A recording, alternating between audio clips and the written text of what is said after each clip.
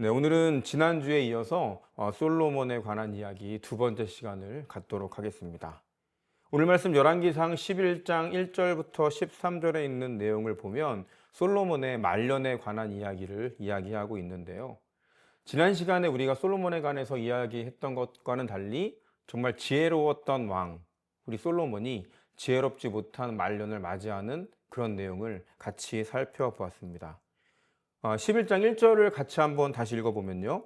솔로몬 왕이 바로의 딸 외에 이방의 많은 여인을 사랑하였으니 곧 모압과 암몬과 에돔과 시돈과 헷 여인이라 라고 나와 있습니다. 다윗을 어떻게 표현할 수 있을까라고 생각해 본다면 다윗은 위대한 정복가의 삶을 살았죠. 그리고 솔로몬을 어떤 식으로 정리할 수 있냐면 솔로몬은 위대한 외교가라고 볼 수가 있습니다. 이 당시에 패권국이라고 하면 누가 뭐니 해도 누가 뭐라고 해도 사실 애굽을 들 수가 있겠죠. 이 솔로몬은요, 애굽에 있는 왕, 애굽의 왕 바로의 딸과 결혼을 하면서 정략적인 관계를 맺게 됩니다. 애굽뿐만 아니라 주변에 있었던 나라들과 또 나라의 그런 그 왕의 자녀들과 결혼을 해서 정략적인 관계, 정략적인 외교를 펼치면서 비교적 순탄하게 이스라엘을 이끄는 그런 모습들을 볼 수가 있죠. 지금도 마찬가지지만 외교를 잘 해야 나라가 외세의 침략에 버틸 수 있고 또 그 나라가 외교를 잘 해야 그 나라를 잘 이끌 수 있는 그런 것을 우리가 볼 수 있습니다. 그러니까 이 당시에 지금과 같은 시대랑은 많은 다른 시대니까요. 그러니까 이 당시에 다른 나라들과 정략적인 결혼을 해서 나라를 이끄는 것 당연한 이야기고 또 그렇게 외교를 하는 것이 나라를 잘 이끄는 좋은 방법과 수단이었습니다. 이렇게 사돈 관계, 이런 사돈 관계를 맺게 되면 당연하지만 전쟁이 끊기게 되고 끊어지게 되고 그리고 서로 경제적인 이득이라든가 정치적인 이득을 취할 수 있기 때문에 이 당시의 정략 결혼은 필수적인 관문이 될 수 있겠죠. 지금 읽은 본문 1절에 보면 바로의 딸이 등장하는데 당시 애굽, 바로 이 애굽도 그런 전략적인 차원에서 솔로몬이 관계를 맺은 그런 것이라고 볼 수가 있습니다. 그런데 이방의 여인들, 그러니까 적이 될 수 있는 나라들과 정략적인 결혼을 하는 것이 이 당시에는 관례였었고 이 당시에는 상당한 외교적인 그런 정책이었었는데 사실 신앙적으로 본다면 솔로몬의 이 선택은 옳다고만은 볼 수가 없습니다. 그 이유는요, 하나님께서 기브온이죠. 지난주에 우리 같이 말씀 나눴던 기브온에서 말씀하신 두 번째 이야기, 두 번째 솔로몬에서 나타나셨을 때 이야기를 상기해 보면 우리가 당연히 이해할 수 있습니다. 열왕기상 9장 4절부터 7절에 있는 내용을 제가 읽어보겠습니다. 같이 한번 보시죠. 네가 만일 내 아버지 다윗이 행함같이 마음을 온전히 하고 바르게 해서 내 앞에서 행하며 내가 내게 명령한 대로 온갖 일에 순종하여 내 법도와 율례를 지키면 내가 내 아버지 다윗에게 말하기를 이스라엘의 왕위에 오를 사람이 내게서 끊어지지 아니하리라. 내 이스라엘의 왕위를 영원히 견고하게 하려니와 만일 너희가 너희의 자손이 아주 돌아서서 나를 따르지 아니하며 내가 너희 앞에 둔 나의 계명과 법도를 지키지 아니하고 가서 다른 신을 섬겨 그것을 경배하면 내가 이스라엘을 내가 그들에게 준 땅에서 끊어버릴 것이요 내 이름을 위하여 내가 거룩하게 구별한 이 성전이라도 내 앞에서 던져 버리리니 이스라엘은 모든 민족 가운데서 속담거리와 이야기거리가 될 것이며. 네, 기본에서 하나님께서 두 번째 나타나셨을 때 솔로몬에게 한 말씀하신 내용입니다. 하나님께서는 솔로몬에게 뭐라고 말씀하셨냐면 모든 일에 순종해서 그리고 율례를 지켜서 다윗에게 약속한 모든 약속을 다 유효하게 할 것이다 라는 말씀을 하신 걸 우리가 지금 방금 제가 읽어드렸죠. 그러니까 하나님께서 솔로몬에게 이 땅을 허락하셨을 때에는 무조건적인 은혜와 축복이라기보다는 일종의 조건이 붙은 축복이라는 것을 알 수가 있습니다. 그리고 그 축복의 조건은 뭐였죠? 하나님의 명령과 규례와 법도를 지키라는 것입니다. 하나님의 조건인 율례와 법도, 이것을 정리한다면 다른 신을 섬기지 않는 것을 의미하겠죠. 다른 신을 섬기면 다른 나라와 같이 이스라엘도 무너지고 파멸하게 될 것이다. 반대로 생각하면 하나님의 조건은 이런 조건이 되겠죠. 그리고 이것을 잘 생각해 보면 우리가 알고 있는 10계명의 제1계명에 해당한다는 것을 알 수가 있습니다. 이스라엘 백성들은 제1계명, 그러니까 나 외에 다른 신을 두지 말라라는 그 명령과 법도를 지키면 부강한 나라가 되고 다윗에게 약속한 그 약속이 성취되는 그런 나라가 될 것이다 라는 것을 하나님께서는 솔로몬에게 기브온에서 말씀하셨습니다. 그런 의미에서 본다면 오늘 솔로몬이 이방 여인들과 정략적인 결혼을 맺으면서 정치적인 결단을 하는 것은 세상 사람들의 기준으로 볼 때는 당연하고 너무나 잘한 행동이지만 신앙적인 관점에서 보면 잘못된 행동이었다라는 것을 우리가 알 수가 있죠. 2절부터 3절, 오늘 말씀 2절부터 3절에 있는 내용을 다시 한번 계속 읽어보겠습니다. 여호와께서 일찍이 이 여러 백성에 대하여 이스라엘 자손에게 말씀하시기를 너희는 그들과 서로 통혼하지 말며 그들도 너희와 서로 통혼하게 하지 말라. 그들이 반드시 너희의 마음을 돌려 그들의 신들을 따르게 하리라 하셨으나 솔로몬이 그들을 사랑하였더라. 왕은 후궁이 700명이요 첩이 300명이라. 그의 여인들이 왕의 마음을 돌아서게 하였더라. 같이 읽은 본문을 통해서 우리가 알 수 있는 거죠. 이방 여인들과 또 정략적인 결혼을 하게 되면서 결국에는 하나님과의 약속을 잊은 솔로몬이 그들의 꾀에 넘어가고 그들의 말에 현혹되어서 하나님 외에 다른 신들을 섬기고, 지난주에 같이 나눈 말씀처럼 이스라엘 백성들에게도 다른 신들을 섬길 수 있는 빌미를 제공하는 그런 결말을 맞이하게 된 것을 우리가 지난 시간에 나눠보았습니다. 신명기 7장 3절부터 7절에 있는 내용도 이와 유사한데 제가 한번 읽어보겠습니다. 또 그들과 혼인하지 말지니 내 딸을 그들의 아들에게 주지 말 것이요 그들의 딸도 내 며느리로 삼지 말 것은 그가 내 아들을 유혹하여 그가 여호와를 떠나고 다른 신들을 섬기게 함으로 여호와께서 너희에게 진노하사 갑자기 너희를 멸하실 것임이니라. 오직 너희가 그들에게 행할 것은 이러하니 그들의 제단을 헐며 주상을 깨트리며 아세라 목상을 찍으며 조각한 우상들을 불사를 것이니라. 여러분, 여기서 우리가 오해하면 안 되는 게 뭐냐면 이방 여인들 자체가 나쁘다라는 것은 아니라는 겁니다. 우리가 흔히 믿는 사람과 꼭 결혼해야 된다, 믿지 않는 사람들과 결혼하면 큰일 날 것처럼 얘기하지만 믿지 않는 사람 자체가 문제가 아니라는 것은 우리가 꼭 기억해야 될 거겠죠. 다만 하나님께서 이런 말씀을 하신 이유는 우리가 하나님을 대하는 태도, 또 우리의 종교적인 순수성이 방해받고 훼손될 수 있다는 것을 경각심을 주기 위해 말씀하시다라는 것을 우리가 좀 기억했으면 좋겠습니다. 솔로몬에게도 역시 이렇게 하나님께서 말씀하시면서 경각심을 주고 하나님과의 약속, 그러니까 나 외에 다른 신을 두지 말라라는 약속을 계속해서 주지시키고 상기시키셨다라고 이해하면 좋을 것 같습니다.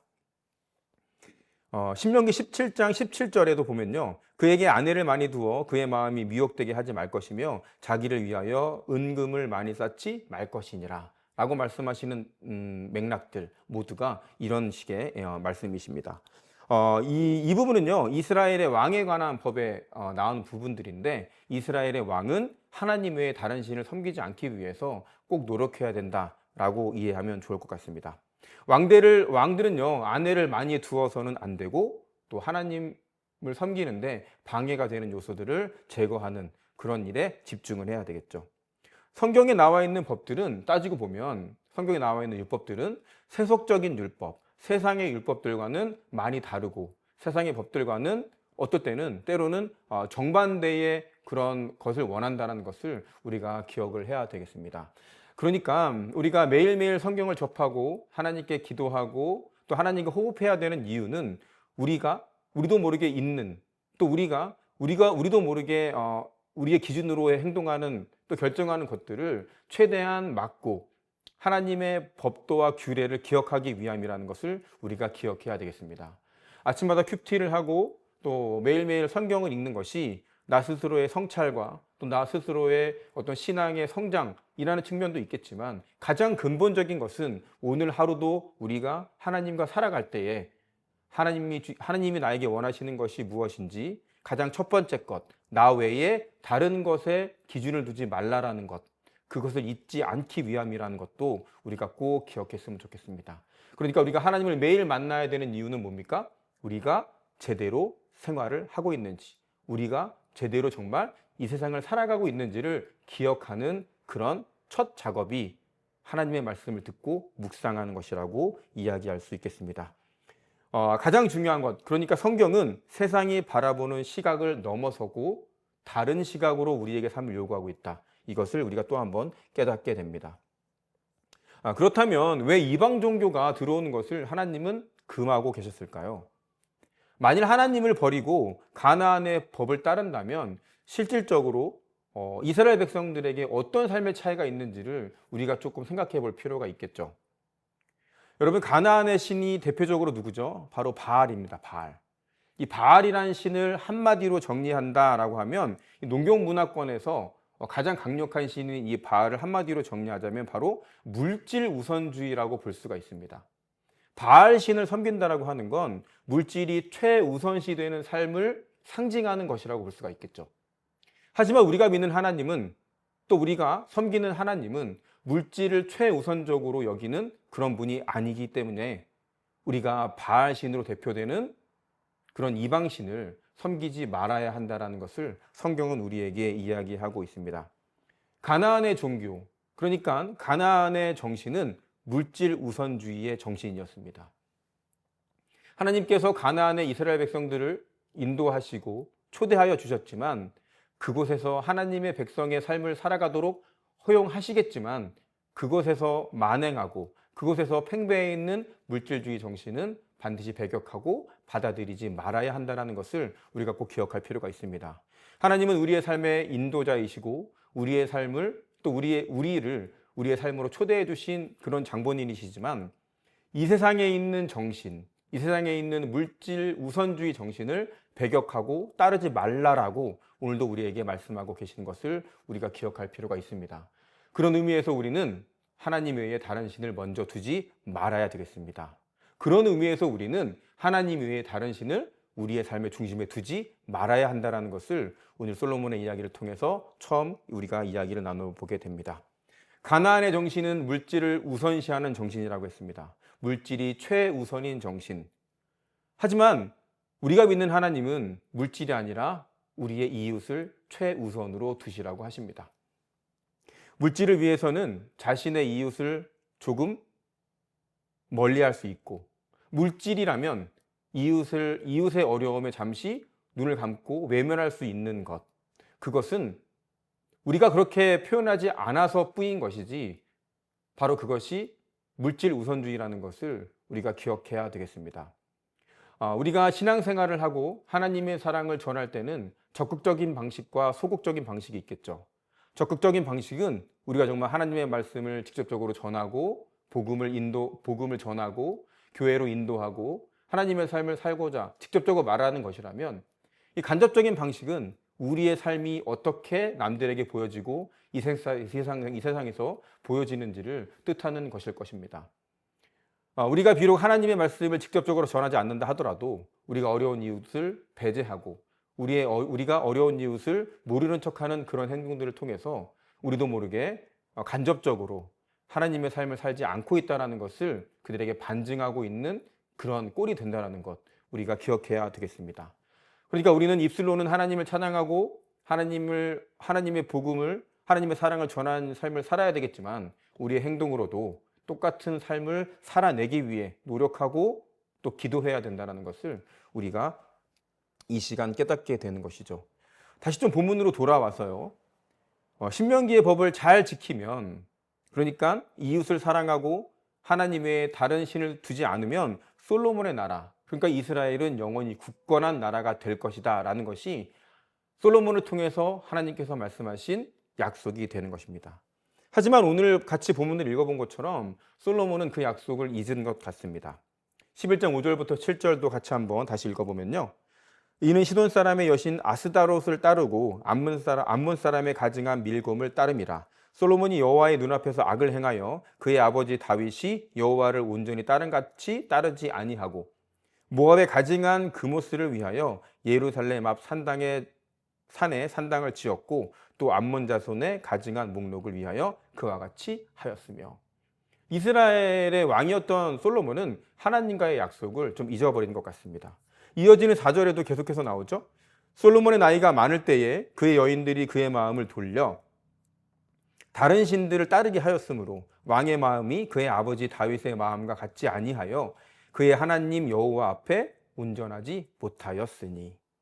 솔로몬은 나이가 들어가면서 판단이 흐려졌던 것 같습니다. 그러면서 이방 여인들의 말에 놀아나게 된 거죠. 다윗과 사무엘의 경우를 생각해 보면 사무엘과 다윗, 솔로몬 모두 나이가 들어가면서 쌓아놓은 것들을 조금씩 잃어가는 안타까운 결말들을 보여주고 있는 것 같습니다. 여러분, 그런 안타까운 모습들을 보면서 우리가 반면교사 삼아야 될 것은 무엇인가요? 우리가 하나님을 믿는다는 것은 우리가 하나님과의 만났던 첫 대면, 첫사랑을 잊지 않고 그 말씀과 그 만남의 의미대로 계속 살아가도록 잊지 않는 것이라는 것을 우리가 깨닫게 됩니다. 가끔 하나님을 만났던 것은 먼 과거처럼 생각하고 현실에만 집착하고 또 나의 욕심과 나의 바램을 위해서 하나님을 인용하고 하나님을 끌어들이는 삶으로 우리의 신앙이 되진 않았는지 이 시간 한번 회개해 봅니다.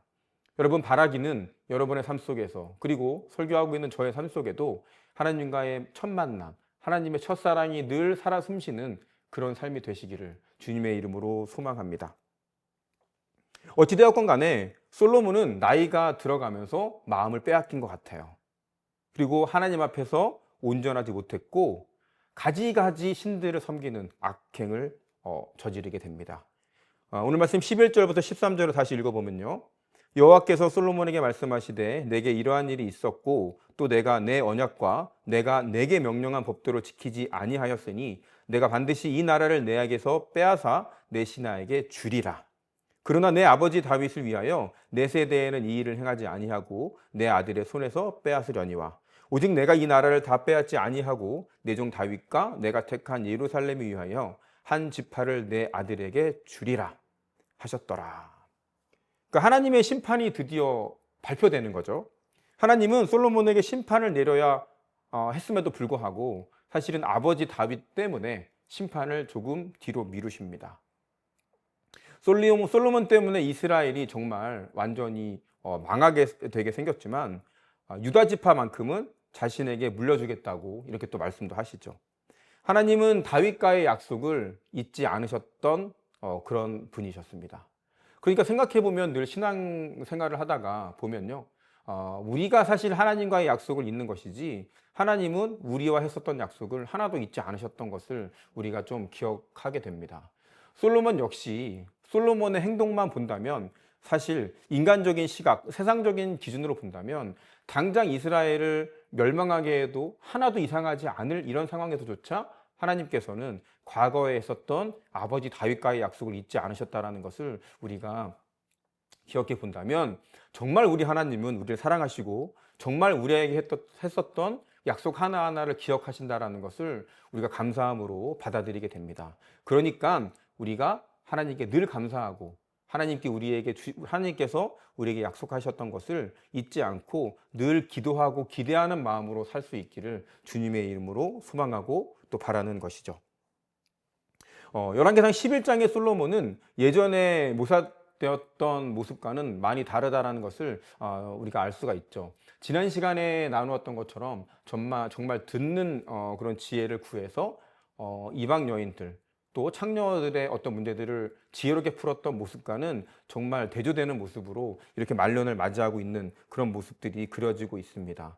오늘 보면 3절에도 보면요, 왕은 후궁이 700명이라고 했고요, 또 첩이 300명이나 됐고, 또 그래서 그 여인들이 왕의 마음을 돌아서게 했습니다. 그리고 4절에 보니까 그 여인들이 그의 마음을 돌리고 다른 신들을 따르게 했다라고 그렇게 나와 있죠. 또 9절에도 이런 마음이 있죠. 솔로몬이 마음을 돌렸다. 이스라엘의 하나님 여호와를 떠났다. 라는 표현들. 마음을 돌리다라는 표현이 벌써 3번이나 나타나는 것을 보면 솔로몬은 하나님에게서 마음이 돌려진 것 같습니다. 하나님에게 마음이 돌려진 바로 그에게 나타난 일이 14절에 있는 내용인데요. 14절을 같이 읽어볼까요?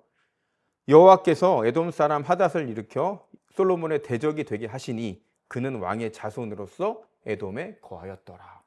하나님으로부터 마음이 돌려지니까 솔로몬에게 대적이 생기게 된 거예요. 대적이라는 뜻의 히브리어가 뭐냐 하면 우리가 많이 알고 있는 단어거든요. 대적이라는 말의 히브리어가 바로 사탄이라는 단어예요. 사탄. 그러니까 원래 사탄은 원수, 대적자, 대적이란 뜻이었던 겁니다. 나중에 이 말이 마치 고유명사처럼 바뀐 것 뿐이지 이 대적이란 표현이 바로 이 사탄이란 뜻입니다. 그러니까 하나님은 오늘 14절에 보니까 하닷을 통해서 진노를 표현하고 계신 것이죠. 23절에도 보면 이런 말이 있죠. 하나님이 또 엘리아다의 아들 르손을 일으켜 솔로몬의 대적자가 되게 하시니 그는 그의 주인 소바왕 하닷 에셀에게서 도망한 자라. 솔로몬 입장에서는 또 다른 대적, 또 다른 사탄이 르손으로 이렇게 나타나게 된 거죠. 26절에도 이런 말이 나옵니다. 솔로몬의 신하 느밧의 아들 여로보암이 또한 손을 들어 왕을 대적하였으니, 여로보암도 이제는 솔로몬의 대적, 사탄이 된 것입니다. 이전 솔로몬의 왕은 솔로몬 왕의 왕국 이스라엘은 어떤 왕이었습니까? 평화롭고 순탄한 나라였습니다. 하지만 솔로몬이 이방인과의 결혼이 이어지고 또 이 왕실적인 결혼, 정략적인 결혼을 통해서 이방 종교를 받아들이고 혼합하게 되고, 그래서 하나님으로부터 마음을 돌리게 되니까 더 이상 이스라엘이 평화로운 나라가 아니게 된 겁니다.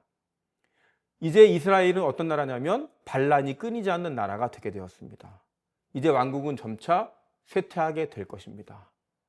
하나님으로부터 마음을 돌리니까 이스라엘의 왕 솔로몬에게는 갖가지 사탄들이 맞서게 되는 그런 지경에 처하게 됐다는 것을 우리가 오늘 본문을 통해서 알게 됩니다. 사실 솔로몬은 누구나 부인할 것 없이 지혜로운 왕이었습니다.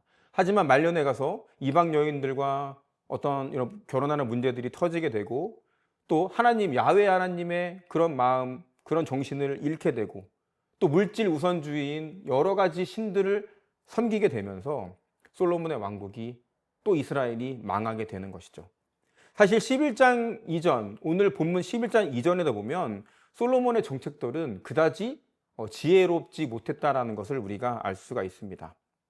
솔로몬은 아버지 다윗과 다르게 친유다 정책을 펴게 되고요. 또 북이스라엘 사람들을 배려하지 못하는 모습들을 이미 보이기 시작했던 것을 우리가 알 수 있습니다. 그러니까 똑똑해 보이는 똑똑한 지혜의 대명사라고 할 수 있는 솔로몬이 사실은 점점 하나님과 멀어지게 되자 지혜롭지 못한 정책들과 지혜롭지 못한 판단들을 한 것을 우리가 이 시간 같이 나누어 보았습니다. 이런 일들이 계속 누적되고 결정적으로는 이방 종교, 하나님 외에 다른 신들을 섬기게 되면서 망해가는 역사, 이것들을 보면서 우리가 오늘 어떤 식으로 이 세상을 살아가야 할지, 우리가 어떤 식으로 하나님과 교제해야 되는지를 다시 한번 깨닫게 됩니다. 솔로몬의 마지막은 오늘 본문 41절부터 43절에 나와 있는데, 솔로몬이 죽고 솔로몬은 다윗과 달리 예언자의 기름이 없었고 예언자적인 책망도 없이 끝나게 됨을 보게 됩니다. 여러분, 그런데 사울에게는 사무엘이라는 사람이 있었고 다윗에게는 나단이라는 사람이 있었습니다. 그런데 성경에 어디에도 봐도 솔로몬과 같이 했던 정말 측근, 또 솔로몬에게 충언을 할 수 있는 그 귀한 한 사람이 없었다라는 것을 우리가 본문을 읽다 보면 느끼게 되거든요.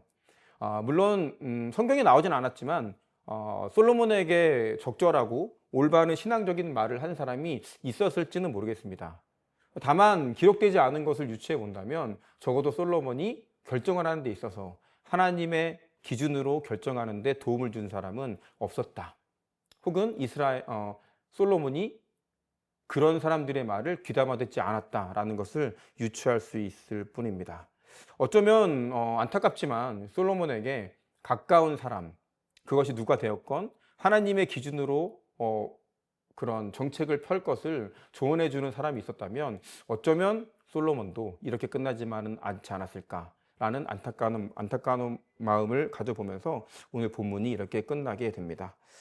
오늘 솔로몬 두 번째 이야기를 같이 11장을 보면서 이야기하고 있는데요. 오늘 이 본문을 보면서 세 가지 정도를 마지막으로 이야기 나누고 설교를 마칠까 합니다. 첫 번째 오늘 말씀을 통해서 말씀드리고 싶은 건 하나님께 가치 판단 기준을 두어야 한다라는 사실입니다. 솔로몬이 이방 나라들과 정략 결혼을 한 그런 일은 정치적으로는 또 외교적으로는 매우 적절하고 또 매우 탁월한 선택이었다라고 했습니다. 하지만 하나님께 듣는 지혜를 구한 솔로몬을 기억해 본다면 그의 행동은 신앙적으로 그리 지혜롭지 못했다. 아무리 세상의 기준과 또 주변의 정세가 우리 삶에 중요하다 하더라도 하나님을 믿고 의지하는 삶을 살아야 하는 우리 신앙인들은 인생의 가치 판단과 또 매일매일 일어나는 인생의 결정적인 그런 결정의 순간에서도 그 기준을 세상에 두는 것이 아니라 하나님께 두어야 한다는 것을 우리 오늘 솔로몬을 통해서 깨닫게 됩니다. 우리를 여기까지, 오늘 이 순간 여기까지 이끌어주신 또 인도하신 하나님께 기준을 두고 그분께 모든 것을 맡기는 삶을 또 모든 결정권을 하나님께 먼저 묻는 그런 삶을 사는 저 여러분이 되시기를 주님의 이름으로 소망합니다. 세상의 기준과 다른 결정을 할 수 있는 믿음, 그것이 바로 하나님을 믿는 우리가 가질 수 있는 용기와 결단이 됩니다. 저와 여러분의 삶에 세상의 기준이 아닌 성경의 기준이, 세상의 잣대가 아닌 하나님의 말씀이 잣대가 되는 그런 삶들로 계속 이어져서 하나님의 움직이심이 살아 나타나는 인생이 펼쳐지시기를 주님의 이름으로 소망합니다. 두 번째는 반대할 수 있는 사람을 구하자입니다. 솔로몬에게 단 한 명의 올바른 사람, 올바르게 충언을 할 수 있는 사람이 있었다면 어쩌면 솔로몬이 그렇게 말로를 끝내지 않을 수 있다라고 이야기를 했습니다.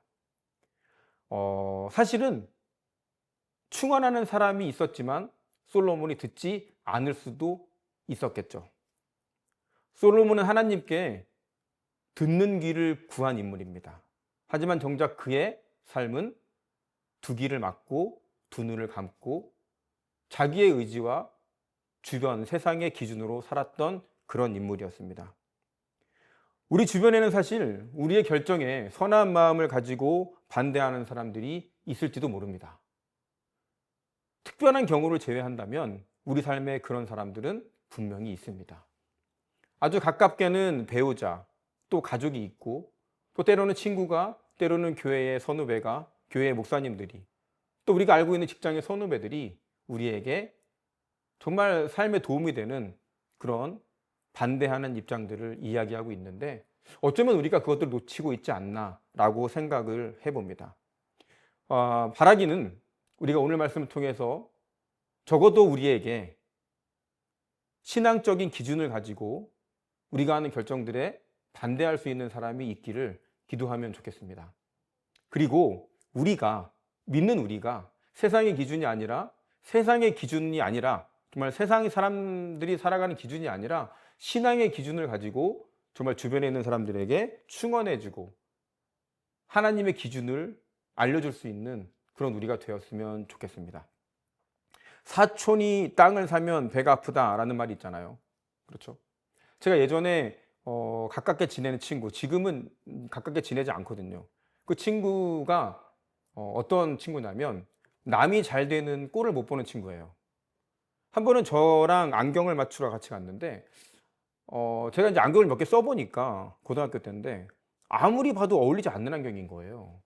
그런데 그 당시에 안경은 벌써 20 몇 년 전이니까 30년 전이니까 싸지 않거든요. 그러니까 안경을 한번 맞춘다는 게 쉽지 않은 그런 시대였었던 것 같아요. 그런데 그 친구가 굳이 저랑 같이 안경을 맞추러 간다고 하더니 제가 봤을 땐 아무리 해도 안 어울리는 안경을 계속 추천을 하는 거예요. 그래가지고 저도 잘못이 있지만 그 안경을 맞춰가지고 왔단 말이죠. 그런데 그 다음날 이제 학교에 같이 갔는데 그 친구가 그날부터 얼마나 저를 놀리는지요. 당연하게도 이제 그 친구랑은 이제 연락을 끊고 안 지내는데, 우리가 정말 살아가면서 신앙인이라는 사람들로 살아갈 때 주변에 있는 사람들에게 옳은 말, 좋은 말, 선한 말들을 하는 그런 사람이 되었으면 좋겠습니다. 믿음 따로 생활 따로가 아니라 정말 하나님의 기준으로 정말 좋은 말, 충언을 해줄 수 있는 그런 사람이 되었으면 좋겠고, 또 우리 주변에 있는 사람들을 놓치지 않고 또 그런 사람들을 하나님께 구하는 그런 지혜도 달라고, 정말 그런 사람을 우리에게 보내달라고 기도하는 그런 삶을 또 우리에게 하나님께 요구하면 좋겠습니다.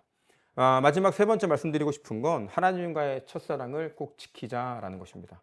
솔로몬은 말년에 접어들면서 하나님께 1,000번제를 드렸던 첫사랑은 과거형으로 잊어버린 것 같아요. 그렇게 되다 보니까 세상의 기준이 눈에 보이게 되고 주변에 있는 세상의 기준들이 귀에 들어왔을 것입니다. 첫사랑의 기억, 하나님을 만났던 그 첫사랑, 하나님께 말씀을 들었고 하나님을 대면했던 그 순간을 잊지 않았다면 어쩌면 솔로몬의 결말은 너무나 아름답고 이스라엘의 역사는 그렇게 진행되지 않았을 것입니다. 우리 삶에서 역시 하나님과 만났던 기억, 하나님과 처음 대면했던 뜨거운 기억들이 한 번쯤은 저와 여러분에게 분명히 있었을 것입니다.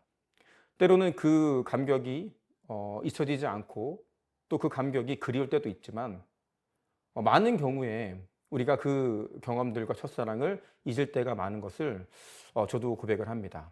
하지만 이 말씀을 준비하면서 제가 다짐하고 고백하는 것은 하나님이 나를 만나셨던 것, 내가 하나님을 대변했던 그 순간을 잊지 않겠다라는 고백이었습니다.